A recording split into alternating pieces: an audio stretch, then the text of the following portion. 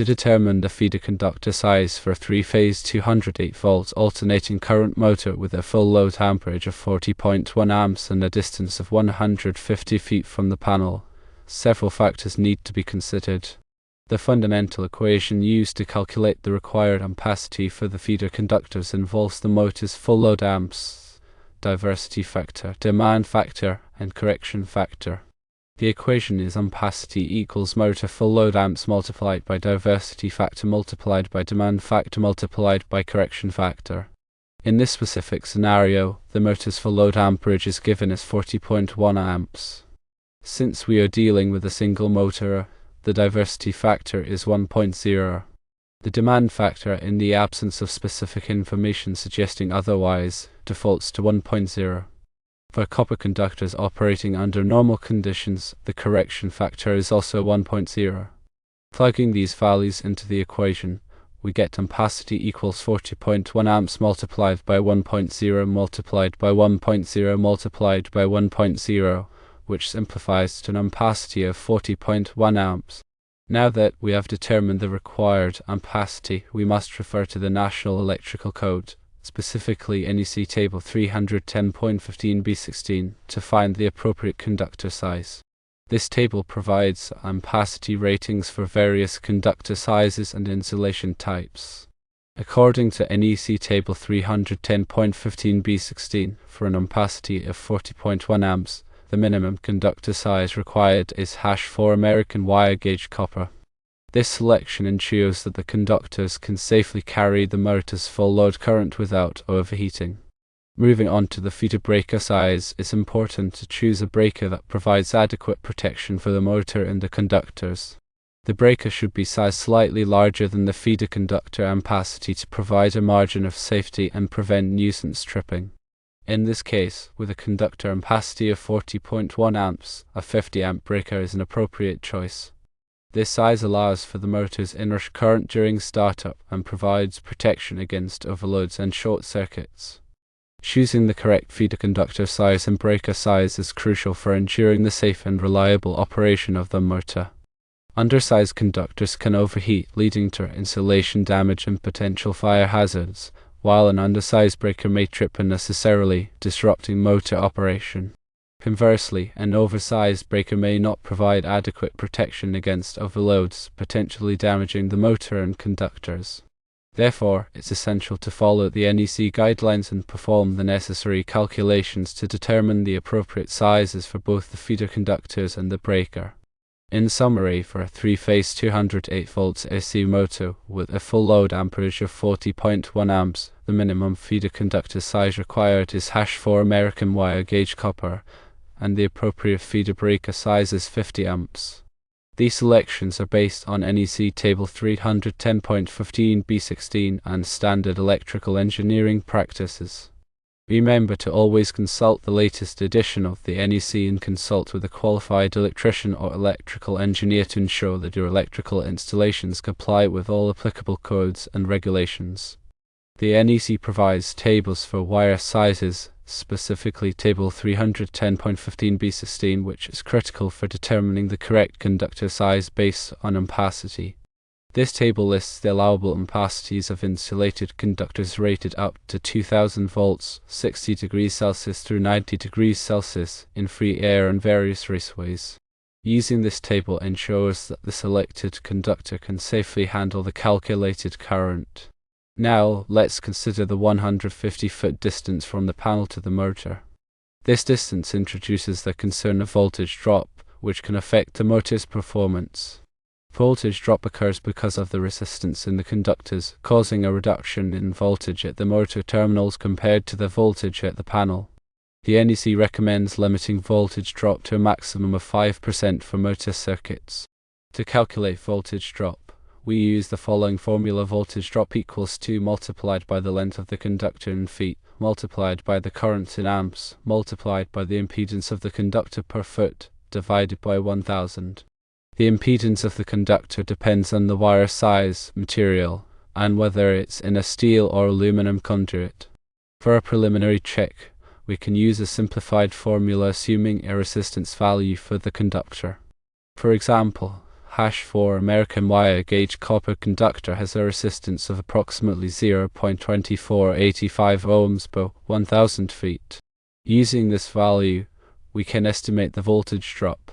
Voltage drop equals 2 multiplied by 150 feet multiplied by 40.1 amps multiplied by 0.2485 ohms per 1000 feet divided by 1000. This calculates to approximately 2.99 volts. To determine the percentage voltage drop, we divide the voltage drop by the source voltage and multiply by 100.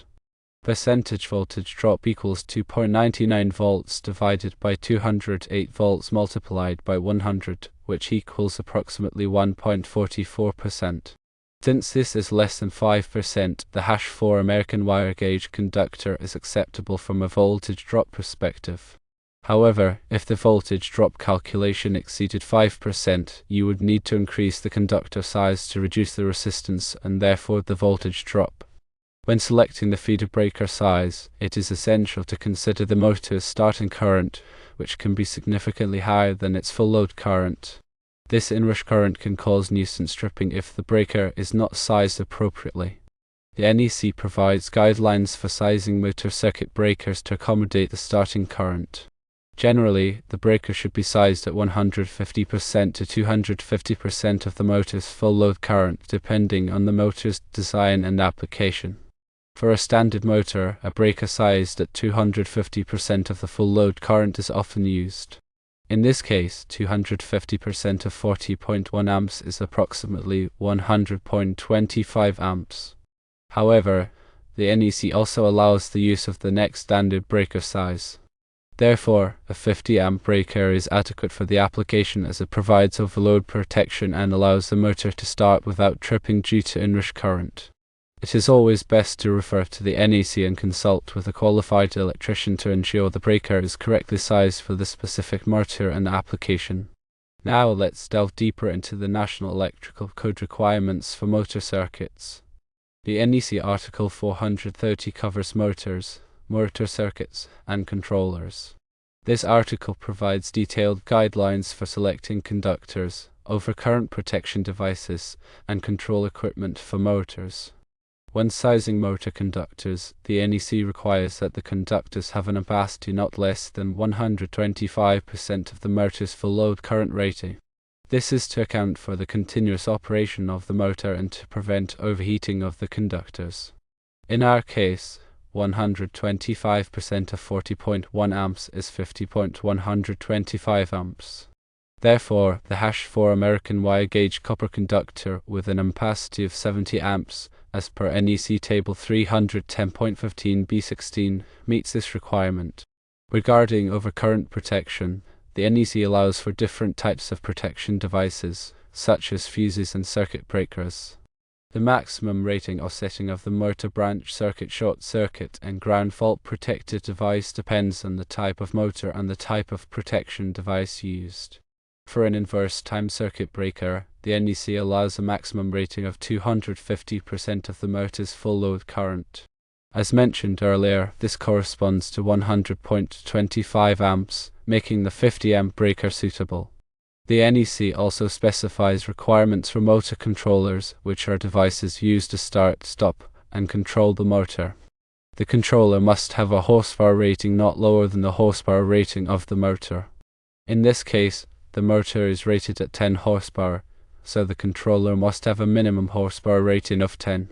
Furthermore, the NEC requires that motor circuits be protected against both short circuits and ground faults. Short circuit protection is intended to protect the circuit against high current faults, while ground fault protection is intended to protect against lower level faults that can occur when current leaks to ground. The overcurrent protection device, such as a circuit breaker or fuse, provides both short circuit and ground fault protection. In addition to the NEC requirements, it is essential to consider any local codes or regulations that may apply. Local codes may have additional requirements or restrictions on electrical installations. It is always best to check with the local electrical inspector to ensure compliance with all applicable codes and regulations. When installing motor circuits, it is important to follow good electrical practices. This includes properly terminating conductors using approved wiring methods and grounding all metallic enclosures. Proper grounding is essential for safety and helps to prevent electrical shock hazards. The grounding conductor must be sized according to the NEC and must be properly connected to the grounding electrode system. Furthermore, it is essential to label all motor circuits clearly. The label should indicate the motor's horsepower rating, voltage, and full load current. This information can be helpful for troubleshooting and maintenance purposes. In summary, sizing motor circuits involves several steps, including calculating the motor's full load current, selecting the appropriate conductor size, choosing the correct overcurrent protection device, and complying with all applicable codes and regulations. By following these steps, you can ensure the safe and reliable operation of the motor. Remember to always consult the latest edition of the NEC and consult with a qualified electrician or electrical engineer to ensure that your electrical installations comply with all applicable codes and regulations. When calculating voltage drop, it is crucial to use accurate impedance values for the conductors. The impedance of a conductor depends on several factors, including the wire size, material, temperature, and whether it is installed in steel or aluminum conduit. The NEC provides tables of conductor impedance values in Chapter 9. These tables can be used to obtain more accurate voltage drop calculations. For example, Table 9 in Chapter 9 of the NEC provides the alternating current resistance and reactance for conductors in raceway. Using these values, you can calculate the impedance of the conductor using the formula impedance equals the square root of resistance squared plus reactance squared. Once you have calculated the impedance, you can use the voltage drop formula to determine the voltage drop in the circuit.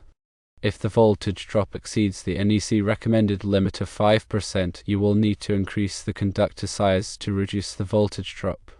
Another factor to consider when sizing motor circuits is the ambient temperature. The ampacity ratings of conductors are based on a specific ambient temperature, typically 30 degrees Celsius or 86 degrees Fahrenheit. If the ambient temperature is higher than this value, the conductor's ampacity must be derated. The NEC provides correction factors for different ambient temperatures. These correction factors are applied to the conductor's ampacity rating to determine the allowable ampacity at the higher ambient temperature. For example, if the ambient temperature is 40 degrees Celsius or 104 degrees Fahrenheit, the correction factor for a 75 degrees Celsius rated conductor is 0.88. This means that the conductor's ampacity must be reduced by 12%. Therefore, if the conductor has an ampacity rating of 70 amps at 30 degrees Celsius, its allowable ampacity at 40 degrees Celsius is 70 amps multiplied by 0.88, which equals 61.6 amps. In addition to ambient temperature, the number of conductors in a raceway or cable can also affect the conductor's ampacity. When multiple conductors are installed in the same raceway or cable, the heat generated by the conductors can cause the temperature of the conductors to rise. This can reduce the conductor's ampacity. The NEC provides adjustment factors for different numbers of conductors in a raceway or cable. These adjustment factors are applied to the conductor's ampacity rating to determine the allowable ampacity with the multiple conductors. For example, if there are 4 to 6 current-carrying conductors in a raceway or cable, the adjustment factor for a 75 degrees Celsius rated conductor is 0.80. This means that the conductor's ampacity must be reduced by 20%.